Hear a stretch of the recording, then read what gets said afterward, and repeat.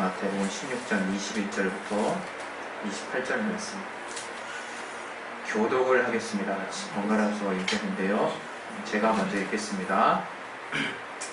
이때로부터 예수 그리스도께서 자기가 예루살렘에 올라가 장로들과 대제사장들과 서기관들에게 많은 고난을 받고 죽임을 당하고 제3일에 살아나야 할 것을 제자들에게 비로소 가르치시니 베드로가 예수를 들고 가나야 하되 주여 우리 마옵소서 이 일이 결코 주에게 미치지 않으리이다. 예수께서 돌이키시며 베드로에게 이르시되 사단아 내 뒤로 물러가라. 너는 나를 넘어지게 하는 자로다. 네가 하나님의 일을 생각지 아니하고 도리어 사람의 일을 생각하는도다 하시고 이에 예수께서 제자에게 이르시되 아버지의 나를 따라오려거든 자기를 부인하고 자기 십자가를 지고 나를 쫓을 것이니라. 누구든지 제 목숨을 구원코자 하면 잃을 것이요 누구든지 나를 위하여 제 목숨을 잃으면 찾으리라. 사람이 만든 5,000원을 얻어도 제 목숨을 잃으면 무엇이 유익하요? 사람이 무엇을 주고 제 목숨을 바꾸겠느냐? 인자가 아버지의 영광으로 그 천사들과 함께 오리니 그때 각 사람의 행한 대로 갚으리라. 진실로 너희에게 이르노니 여기 서는 사람 중에 죽기 전에 인자가 그 왕권을 가지고 오는 것을 볼 자들도 있느니라. 아멘. 오늘 이 말씀 통해서 하나님이 우리에게 깨닫게 해주시는 그 말씀을 들을 수 있도록 우리의 마음밭을 열어주시고 들을 길을 허락해달라고 우리 시간에 예수여 한번 하시고 자기 영을 위해서 기도하겠습니다. 예수여! 하나님 아버지 도와주시고 저희에게 주시옵소서. 우리에게 믿음을 주시고 우리에게 감당할 능력 주시고 아버지 깨닫게 해주시고 알게 해주시고 도와주시옵소서. 하나님 우리 가운데 함께 하시는 귀한 은혜로 우리가 주님의 말씀을 받을 수 있도록 도와주시옵소서. 아버지 성령 충만해 주시고 아버지 알게 하여 주시고 붙들어 주시옵소서. 아버지 깨닫게 하여 주옵소서. 아버지 붙들어 주시옵소서. 예수 이름으로 기도했습니다. 아멘. 우리가 하나님의 말씀을 들으러 왔습니다. 저에게 하나님이 또 귀한 직분을 주셔서 또 이 하나님의 말씀을 성령, 하나님의 영의 감동을 따라 대언할 수 있는 또 선포할 수 있는 또 권리를 주셨어요. 인간적으로는 제가 아무것도 아니지만 또 우리 교회가 너무 귀하고 그리스도의 몸이기 때문에 또 각각의 지체 역할이 또 너무 귀하고 또 하나님이 또 그 중에 한 명인 저를 또 말씀을 또 대언하는 자로 세우신 것도 또 너무 귀합니다. 그래서 우리 모두가 다 부족하지만 각자의 역할을 잘해야 우리가 몸을 유지할 수 있을 만큼 우리 스스로는 살 수 없는 자들이지만 하나님이 우리 교회 또 우리 영혼에 말씀을 주신다는 것에 늘 큰 위로와 기쁨이 있으시기를 예수 이름으로 축원드립니다. 하나님은 우리의 부활과 생명이 되시는 분이십니다. 부활이라고 하는 것은 아마 하나님이 아니셨으면 우리가 이 의미를 제대로 알 수 있었을까 그런 생각이 들어요. 모든 인간은 체험적으로 우리의 조상이 있고 또 우리 아버지 또 우리 앞서 돌아가신 우리의 선친들이 있기 때문에 인간은 당연히 죽는 거로 생각한다 이거예요. 우리가 신앙을 갖지 않았다면 마치 우리가 다시 산다라고 하는 것은 기적이나 있을 수 없는 일 정도로 생각을 했을 거예요. 그러나 우리가 신앙을 알고 하나님을 알고 나서 우리가 믿는 그 하나님이 부활과 생명의 하나님이시라는 거예요. 예수께서 말씀하시기를 요한복음 14장에 6절에 나는 부활이요 생명이니 이렇게 우리 가운데 직접 얘기를 하시고 또 우리가 아는 역사적인 사건이자 우리의 믿음의 구체적인 증거인 예수님이 2000여 년 전에 실제로 십자가에 달려 돌아가시고 무덤에서 사흘 동안 계시다가 실제로 부활하셨어요. 그것은 기절했다가 잠깐 사신 것도 아니고 어떤 꼼수를 쓰신 것도 아니고 확실하게 죽으시고 확실하게 다시 사셨다는 거죠. 그 당시 많은 예수를 믿는 제자들에게 나타나실 뿐만 아니라 함께 식사도 하시고 자신이 십자가에 달리셨을 때의 그 옆구리의 창자국과 손의 못자국을 여러 제자들에게 보여주셨습니다. 그래서 자신이 십자가에 달렸던 그 예수요 또 제자들이 살아생전에 함께 따랐던 예수이며 또 무덤 속에서 사흘 동안에 죽어 계셨던 그 하나님임을, 그 예수임을 정말 저들 모두에게 확실하게 두 눈으로 증거하게 하셨습니다. 도마는 계속적으로 의심했지만 그 부활하신 하나님을 직접 자기 눈앞에 보고 저가 나의 하나님이시라고 저가 고백하지 않았습니까? 그러나 주님께서 이제 믿는 자들에게 더 큰 복음이라는 것을 우리에게 알게 해주셨는데, 그것은 믿지 않고 보는 자들은 복이도다 이렇게 말씀하신 거예요. 우리가 이제는 성령을 통해서 하나님이 주신 그 믿음을 우리가 성령의 감동을 통해서 우리의 의지로 믿고자 했을 때 하나님이 우리에게 보여주시는 신령한 세계가 있다 이거예요. 우리가 다시 살게 되면 가는 곳을 하나님이 이제는 하나씩 하나씩 말씀을 통해서 깨닫게 해주신다 이거예요. 여러분, 우리가 정말 이 땅이 마지막이라고 사는 자들과 또 이 땅 이후에 하나님이 주시는 그 삶이 진짜 삶이라고 믿고 사는 자들과 정말 우리의 삶은 다를 수밖에 없는 것입니다. 하나님께서 우리에게 부활을 허락하셨기 때문에 실제로 우리의 삶의 중심에 소망이라는 게 있는 거예요. 여러분, 부인할 수 없는 것처럼 우리가 소망을 가진다 하고 가진다 해봤자 얼마나 우리가 낙담할 일만 많습니까? 그 소망이 무의미한 소망은 아닐지라도 그 소망은 영원할 수 없고 그 소망은 언젠가는 또 우리가 포기해야 되는, 바라보고 믿었던 것들을 다 이제 내려놔야 되는 시한적인 소망이라 이거예요. 그러나 주님이 그 부활을 통해서 또 우리 몸이 다시 사는 신령한 삶의 어떤 천국의 삶을 우리에게 공개하심으로 우리가 다시금 접을 필요 없는, 계속해서 영원히 가져도 아무런 상처가 되지 않을 뿐만 아니라 계속해서 그것이 내게 확신이 될 수 있는 그 영원한 소망을 주셨다 이거예요. 그것이 바로 영생의 소망이에요. 부활의 소망입니다. 우리에게 부활과 영생이 없다 그러면 우리가 가장 불쌍한 자예요. 그런데 여전히 우리가 사는 삶을 통해서 우리는 정말 하나님이 생과 사를 주장하시는, 부활과 생명을 또 주관하시는 분임을 잊을 때가 참 많아요. 모든 인생뿐만이 아니죠. 모든 살아있는 생명체는 자기가 살고자 하는 생의 욕구가 충만하다고 저는 생각합니다. 제가 동물의 왕국을 참 좋아한다 그랬는데 동물의 왕국도 보면 최근에는 어떤 물고기를 봤어요. 물고기를 봤는데 물고기가 물을 팍 뿜어내니까 물고기 그 아가미 밑에 부분에서 부화된 새끼들이 쫙 나가는 거예요.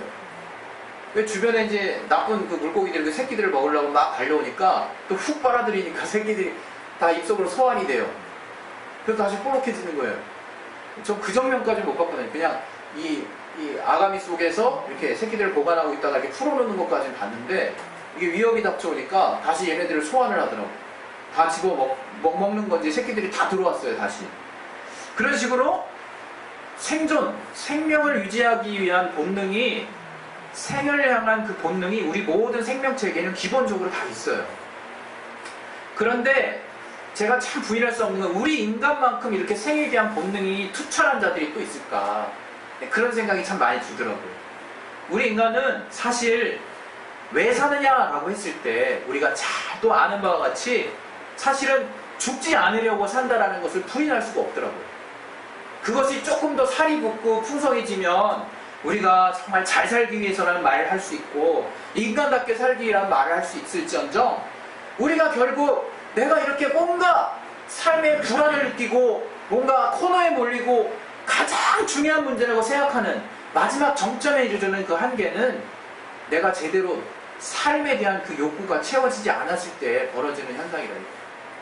우리 인간만큼 생에 대한 본능에 충실한 자들이 또 없죠. 그래서 우리가 신앙생활 하면서도 알 것은 우리가 살고자 하는 욕구가 잘못됐다고 생각하면 안 돼요. 우리가 내가 살고자 하는데 라고 하는 것들을 부정하는 사람이 이렇게 종종 있어요. 오늘 제가 여러분에게 드리고자 하는 이 말씀 가운데 우리가 이 내용 중에 우리가 이 말씀을 모르는 사람이 어디 있습니까?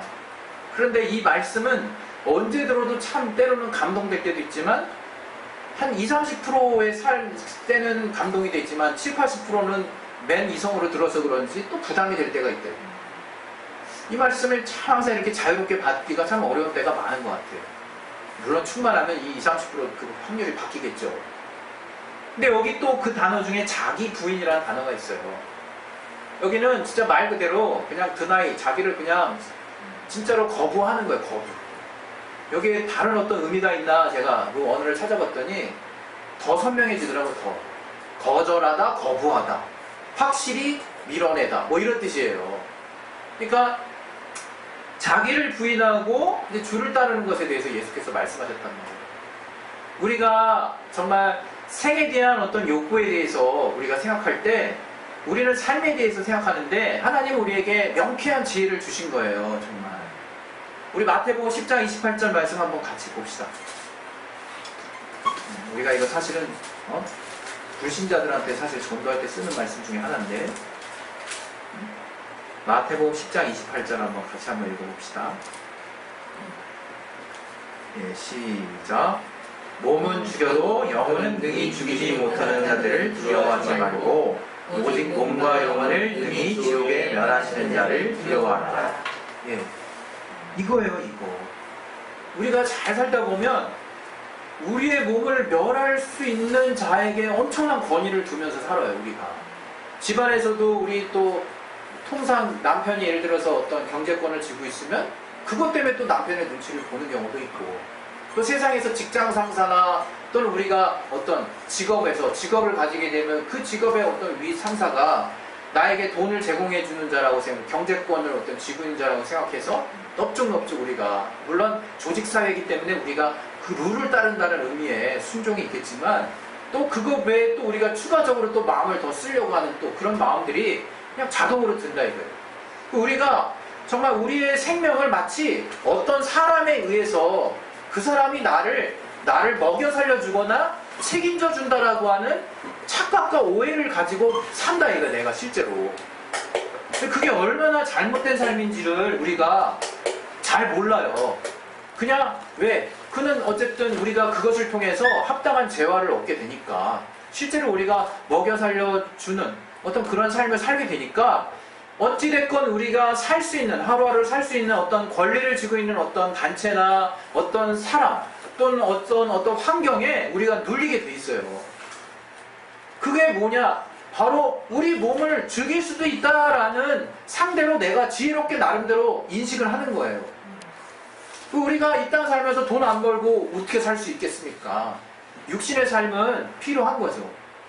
그런데 주님은 좀 다른 얘기를 지금 우리에게 이 성경에 계속적으로 하고 있으신 거예요. 바로 영혼의 존재를 너가 사는 이 땅에 육신을 가지고 사는 동안 계속해서 인지하고 있으라는 거예요. 계속해서 살아나게 하라는 거예요. 우리가 가끔 가다 보면 지금도 계속해서 얼마나 우리가 사는 세상에 이단 사이비가 많습니까? 그 이단 사이비에 보면 이 자기 부인을 엉뚱하게 해석한 사람들이 많아요. 이 자기 부인은 육신의 생각을 하나님의 말씀을 따라 살자는 얘기지 세상을 부인하자는 얘기가 아니에요. 그리고 육신의 삶을 부인하자는 얘기도 더더욱 아니라 이거죠. 그런데 그게 엉뚱하게 조립이 되면 결국 육신의 생각을 따라 사는 건 육신의 삶이 아니겠어? 그러니까 우리 육신이 거하고 이 땅의 삶을 부정하는 건 너무 당연하지. 주님께서 영의 생각대로 살자고 그랬잖아? 이렇게 생각한다 우리가. 얼마나 엉뚱한지 몰라요. 그 맹점, 그 경계를 모호하게 이용하는 사이비 집단들이 엄청 많다 이거예요. 우리가 아프면 병원 가야 되고 돈이 없으면 돈을 벌어야죠. 다른 사람한테 좀 나쁜 짓을 했으면 용서를 구해야 되는 것이고, 우리가 인간의 육신을 가지고 서로 관계를 맺어가면서 이루어지는 여러 가지 상식적인 일들이 있다 이거예요. 그걸 초월하는 얘기가 아니에요. 전혀 주님은 그러한 일상적인 삶을 주님이 헤아려서 일상적인 관계를 일단 주셨으니 이젠 그렇게 너의 육신을 위해서 살되 내가 너희에게 앞으로 너희가 더 영원히 살 실상이 되는 구체적인 삶을 내가 알게 해줄 터인데 이것은 믿음으로만 가능한 삶이다. 너희가 이제 그 삶을 한번 살아보지 않으면 주님 우리에게 제안하셨다. 우리에게 열어주셨다 이거예요. 우리가 그 하나님의 말씀을 이제 받아들인 거예요. 우리 오늘 이제 어린 친구들 침례를 받지만 침례가 뭔지 우리는 너무나 잘 알고 있잖아요. 침례가 뭡니까? 주님과 이제 비로소 하나가 되는 삶을 사는 거예요. 주님과 연합하는 삶. 또 좀 더 구체적으로 주님의 죽음과 부활, 주님의 죽음과 부활을 연합하는 삶을 사는 거라 이거예요. 그 구체적인 침례 행위가 물속에 우리를 이렇게 물속에 집어넣잖아요. 막 그때 버팅기면 굉장히 힘들죠. 그 굉장히 힌트가 있어요. 몸을 확 그냥 힘을 다 놔야 돼. 그럼 푹 들어가죠. 그리고 또 딱 들려주는 대로 하나님이 올리게 하시는 힘을 따라 이렇게 딱 올라가는 거예요. 물론 우린 도움을 주는 자가 올리겠지만 딱 올라가면 이제 그 물속에 들어갈 때 내 생각대로 살았던 옛사람의 성향을 다 이제 내려놓으려고 마음에 결심을 하고 작정을 하고 물 위로 올라올 때 하나님의 말씀, 하나님이 새롭게 넣어주신 그 뜻을 따라 내 이 땅 삶을 포함한 이제 나머지의 나의 삶을 그렇게 한번 살겠습니다 라고 하나님께 나를 맡기는 삶을 비로소 시작하는 거예요. 그게 침례라예요. 그게 우리가 정말 이 땅에 있는 목숨을 육신에 마치 이 목숨을 좌지우지하는 사람에게 정말 딱 매여있는 것처럼 이제 더 이상 그 수준에만 머물러 있지 말라는 거예요. 하나님께서 육신의 삶을 부정하라는 게 아니라 이 세상과 동떨어져 살라는 게 아니라 그때 하나님께서 우리에게 알게 하신 것이 바로 그러면 그렇게 사는 삶이 무엇이냐예요. 그렇게 사는 삶이 바로 그렇게 사는 삶이 자기 부인하는 삶이에요. 그게 자기 부인하는 삶이라니까. 주님을 따르는 삶이 다른 삶이 아니라 자기를 부인하는 삶이 바로 예수를 따르는 삶이라는 거예요. 우리는 부자의 예를 몇 번 들었잖아요. 과거에도 많이 들었지만 부자가 주님을 따라 살고 싶어가지고 율법도 잘 지켰지만 주님께서는 그 부자에게, 부자 처녀에게 딱 한마디 했어요. 네 가지고 있는 것을 다 팔아서 가난한 자들에게 나눠주고 너는 나를 따라라 얘기했죠. 우리는 그거 가지고 복잡하게 해석할 필요 없는 거죠. 아, 주님을 따르는데 이 물질이라고 하는 게 주님을 따르지 못하게 하는구나 이렇게 알고 계시면 되는 거예요. 내가 주님을 다 따라가야 되거든. 그런데 도무지 이 땅의 것을 부정하고 부인하지 않으면, 적극적으로 거부하지 않으면 주님을 따라갈 수 없다는 것이 주님이 우리를 향하신 진단이에요. 우리가 그 진단에 이제 귀를 열어야 되는 거예요. 그게 뭐 나쁘냐, 이게 그렇게 나쁘냐, 이걸 그렇게 하나님이 싫어하시냐, 왜 나를 이렇게 미워하시냐, 이런 엉뚱한 얘기 좀 하지 말고, 하나님 누가 이 땅의 삶을 부정했습니까? 주님이 우리에게 더 우리가 주님을 사랑하여서 주님을 정말 향해서 더 생명과 은혜가 풍성한 그 나라에서 더 하나님이 우리에게 주시는 것으로 삶의, 영원한 삶의 풍성함을 더 누리고 싶은 그 마음을 내게 주셔서, 하나님을 더 사랑하는 마음을 주셔서 더 주님을 따라 가고자 할진데 어떻게 해야 되겠냐라고 그 주님을 따르고 있는 제자들이 물었을 때, 율법을 이미 지키고 있는 청년이 주님께 물었을 때 주님이 하신 대답이라 이거예요. 우린 그 대답에 과연 여전히 갈등하고 있냐 이거예요. 그냥 구원만 달랑받고 싶은 거냐 이거예요. 더 이상 우리에게 구원이 문제가 되지 않지 않습니까?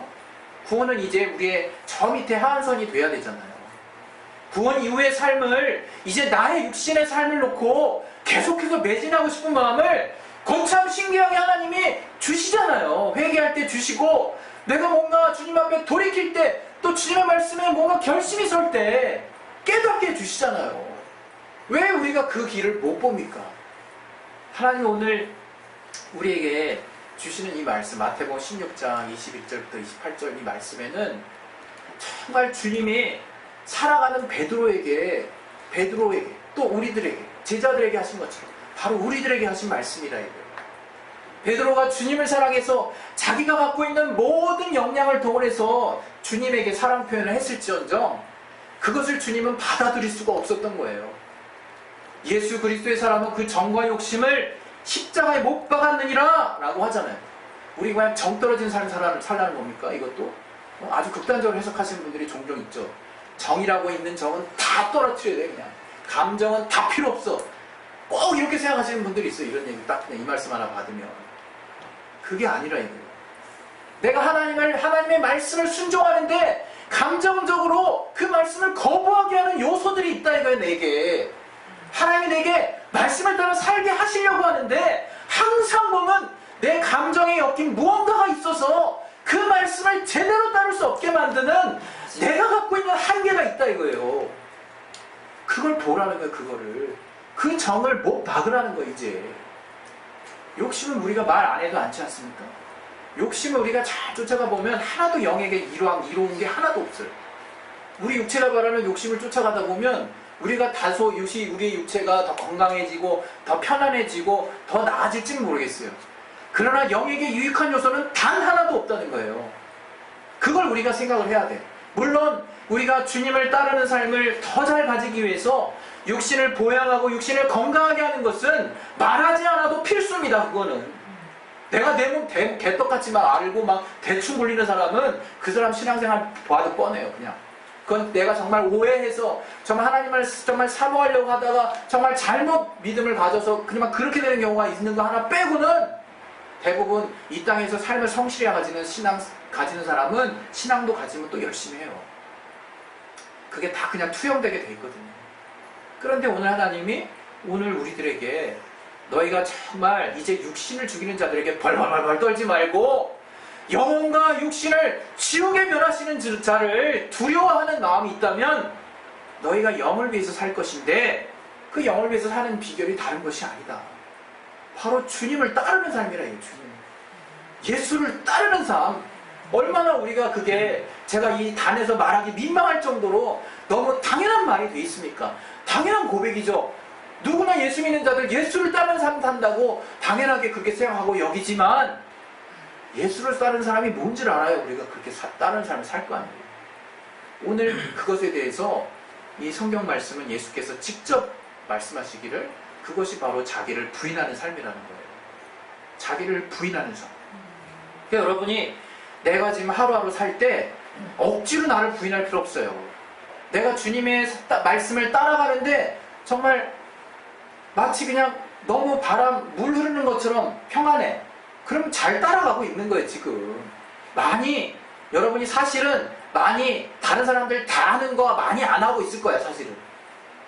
그리고 다른 사람 하는 거 할지라도 내 마음의 중심만큼 확실히 서 있는 거거나 그 사람은 괜찮습니다. 그러나 여러분이 뭐 하나 주님의 말씀을 지키려고 해도 딱딱딱딱 걸리는 사람 있잖아요. 우리 모두 다가 또 예외 없이 또 그 대상일 수 있지만 그때 한번 지켜보시라. 그때 한번 자기 자신을 돌아보시라 이거. 딱 나를 부인해야 되는 종목들이 다 있는 거예요. 내 앞에. 그래서 주님이 우리 말씀 갈라디아서 2장 우리 좋아하는 말씀. 제가 좋아하는 말씀인가요? 우리가 좋아하는 말씀 갈라디아서 2장 20절. 갈라디아서 2장 20절.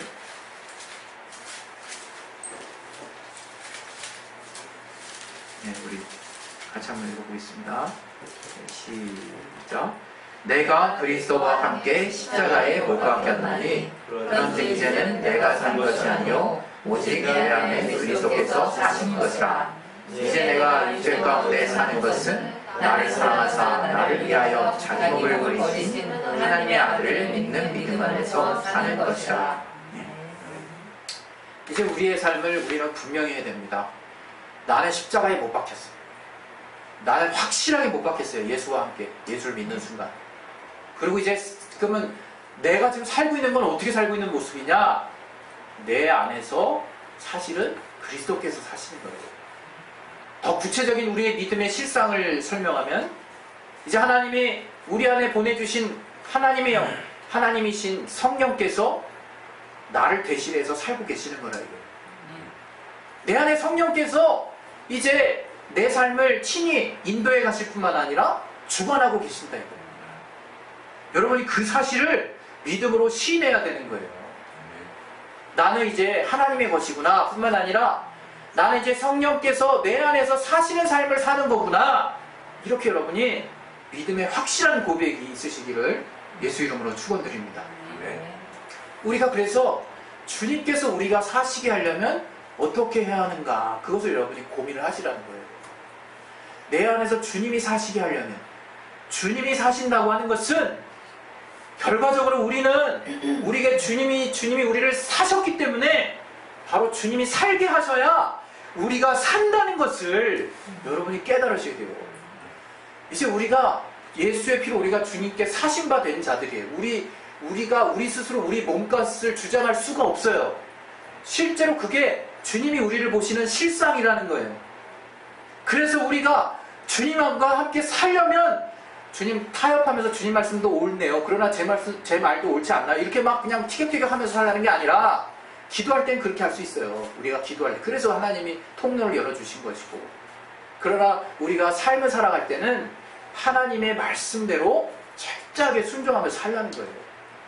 그 주님이 우리에게 그 생명의 말씀을 주시는데, 여러분이 정말 하루하루 신앙을 진단할 필요가 있는 그 바로미터를 제가 또 제시해 드리면, 내가 단 하루라도 하나님 없이는 살 수 없다라고 하는 생각들을 지금 가지고 있는가, 매일매일.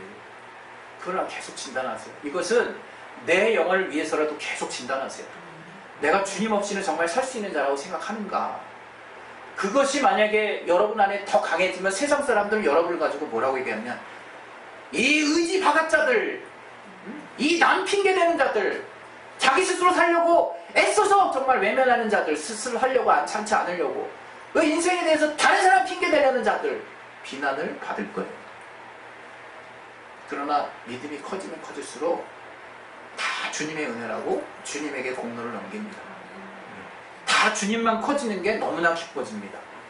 주님이 나를 통해서 이쪽 저쪽으로 역사하시는 게 내가 점점 내 이름이 사라지고 내 이름이, 내 존재감이 없어지는 것 같은데 신기하게 기쁨과 평안이 가득해져요. 아주 빵빵해지는 거죠. 그 사람은 시험 들지 않습니다. 왜? 그 사람이 안에 그럼 자기가 없어진 거냐? 세상 사회 안에 나와 관계한 사람들과 나는 뭐 온데간데 없는 거냐? 아니. 이제 나를 대신해서 늘 전면에서 앞서서 싸워주시는 주님과 함께하는 삶이 얼마나 행복하고 든든하고 위로받고 평안한 삶인지 누리면서 사는 사람이에요. 정말 비수를 갖고 있는 사람은 드러내지 않습니다. 그 가치를 아는 사람은 굳이 드러낼 필요가 없어요. 든든하니까. 마음이 평안하거든요. 자기를 부인한다는 게 뭔지 우리가 잘 생각하셨으면 좋겠어요. 아, 나를 그냥 내려놓고 막 그냥 나를 죽이고 주를 위해서 나를 죽는다는 거네. 그 다음 구절을 보셔야지. 너희가 나를 위해서 죽는 자는 반드시 살 것이라 그랬어요. 우리 살고 싶잖아요. 정말 살고 싶은 분들은 예수를 위해서 한번 죽어보세요. 그래야 제대로 살려주시는 주님을 체험하지. 주님이 열어놓으신 길을 거기까지 가야, 거기까지 도달해야 내가 이제 주님으로부터 평안이 있는 거예요. 거기 가는 중에 있는 분들은 가끔씩 평안하지. 거기 가는 게 차마 겁나시는 분들은 아직 성령도 못 받았거나. 우리가 지금 어느 위치에 있습니까? 날마다 내가 주님의 도우심이 없이는 살 수 없는 자라고 느끼십니까? 내 안에서 주님이 더 많이 드러나시는 것이 가장 큰 기쁨과 행복이 되고 날도 평안하게 하는 삶을 살고 있는 것인지, 어떻게든지 내가 이 육신이 드러나고 육신이 나타내지고 육신이 정말 다른 사람 앞에 뭔가 승리자로 인식이 되고 낙인되는 게 그게 내가 평안한 삶인지 진단해 보시라고요. 이 땅의 모든 사람들 앞에 우리가 아무런 정말 평가를 받지 않을지라도 내가 예수만 제대로 믿고 이 한 삶을 살고 주님께 만나러 간다면 그게 어떤 삶일까요? 성공한 삶이지. 우리 믿는 자들에게 승리한 삶이죠. 이름도 빛도 없이 그냥 얼마나 많은 사람이 숨겼습니까? 그것까지 우리가 논할 필요도 없잖아요. 주님이 우리에게 명하신 삶은 명쾌하다 이거. 자기를 부인하는 삶이라 이거. 내가 정말 내 육신에서 계속 정말 튀어나오는 그 생각, 내가 육체의 삶을 영위하기 위한 그 필요한 것들, 그 이후에 그 모든 정말 내가 욕심으로 취하고 있는 모든 것들 다 필요 없어요. 정말 하나님이 저를 극단적인 사람으로 만드시지 않았다고 저는 믿습니다. 저는 이 가운데 여전히 이 삶에 대한 욕구가 있는 사람이고, 우리 자녀들 5 새끼들 다 잘 됐으면 좋겠고, 저들 남들 받는 교육도 다 같이 받았으면 좋겠고, 그 아쉬움과 안타까움과 세상에 어떤 재력을 가진 아빠가 되지 못한 것에 대한 안타까움이 왜 없겠습니까? 예? 그런 안타까움이 왜 없겠어요?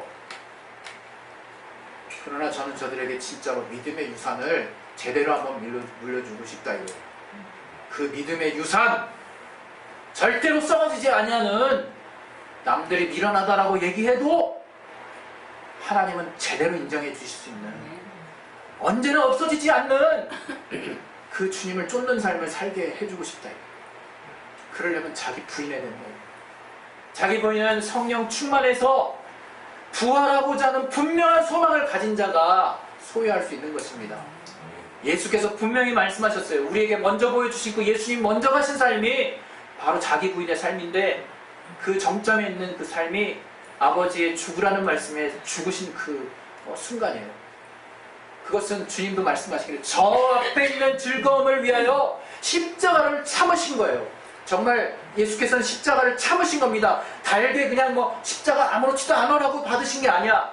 똑같은 육신과 같은 죽음의 고통이 있는 분이지만 저 앞에 있는 그 부활과 그 위에 주님이 주실 영광을 생각해 봤을 때 좋게 비교할 수 없는 기쁨과 영광이 있기 때문에 저가 담대하게 들어가신 거예요. 죽음의 고독에. 말씀 마지막으로 하나 보고 우리 마치도록 할 텐데요. 우리 로마서 말씀입니다. 로마서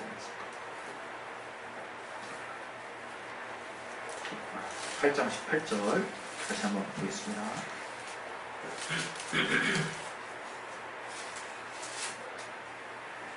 네. 18장 19절 시작. 생각건대 현재의 고난은 장차 우리에게 하나님의 영광과 좋기 비교할 수 없도다. 피조물에 고대하는 바는 하나님의 아들들에 나타나는 것이니. 네. 여러분의 심령에 우리가 갖고 있는 고난, 여기서 고난이라고 표현했죠. 고난보다 약한 게 뭐겠습니까? 잠깐에 있는 불편함, 또 억울함, 또 그런 모든 것이 포함된다고 보시면 됩니다. 그런 일들을 계속 겪고 있습니까? 예수 때문에, 예수를 믿고 있기 때문에 남들보다 조금 불편한 삶을 내가 감수하고 있습니까? 잘하는 것입니다. 앞으로 나타날 영광과 좋게 비교할 수 없는 그 주님이 부활하시는, 주님이 다시 오시는 날 그 신령한 삶을 여러분은 목격하실 것입니다. 할렐루야! 네.